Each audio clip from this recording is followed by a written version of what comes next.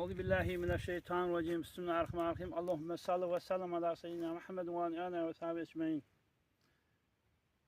Ben bağın selamet yan şu attım YouTube ve Instagram göza vatanında olalım inşallah hemişe canı sağ olun. Ve tutyan arada olan kavul olsun. Şu at biz aradan içinde etken ibadetten olur. Ve tutyan arada hemişe kavul olsun inşallah. Hemişe canı sağ olsun. Hudaydan ne mi dilesin arzunu getirir inşallah. Gelen yılda da Huday getirir inşallah. Nefip basa. Arada da bir 7 aylık gölge çıkacaktır inşallah. 30 gündür. Gözün yumuşan geçecektir inşallah. Bu hatta havada şu an soğuk mu var. Keyfini arada tutma. Gözün yumuşan diye ukünde olayanlar. Hem işe canı sağ olsun şahat ve gülük gelin inşallah. Nefip basa inşallah. Allah'ın nefip basa da. Gelen yılda da Huday getirir. Şeyip gelen şeyip arada tutsun inşallah.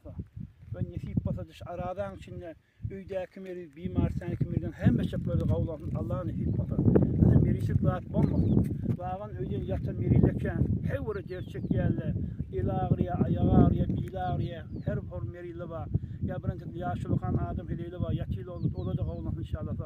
Ne kadar bimar sənəki meril yatıyla, ola da qavlasın inşallah. Hiç merisi rahat olmasın inşallah. Bağın merilken her muğada Kâli vaktisin bir bima hastaları girdi çıkın. Görün ne bir meriyle var sak çekerler. Ve aşağıda gitmen havarını yoktur. İnşallah hem meriyle kavlar inşallah. Öydeki meriyle bima hastaneki meriyle inşallah nefip basa. Hurmat arada kavlar inşallah. Euzubillahimineşşeytanirracim.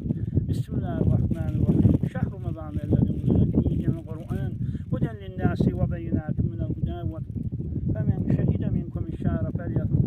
ومن كان مريضا ولا سفر فعدة من أيام يريد الله بكم اليسر ولا يريد بكم العسر وتكبروا الله على ما هداكم ولعلكم تشكرون وإذا سألك عبادي عني فإني قريب يجيب دعوة الداعي إذا دعاني فليستجيبوني وليؤمنوا بي اللهم يرشدون صدق الله العظيم. Ey Hudaya bar Hudaya. Öydeki meriyle, bimar sənəki meriyle hem çaplar qalmasın. Hudaya bar Hudaya. Her kim her derdi olsa qavlansın, her muşkalığı dolmasın. Nağat neferin ellerde dağır bağın, olan da Hudaya'ya işler tuttursun, el açık olsun. İnşallah nağat nefer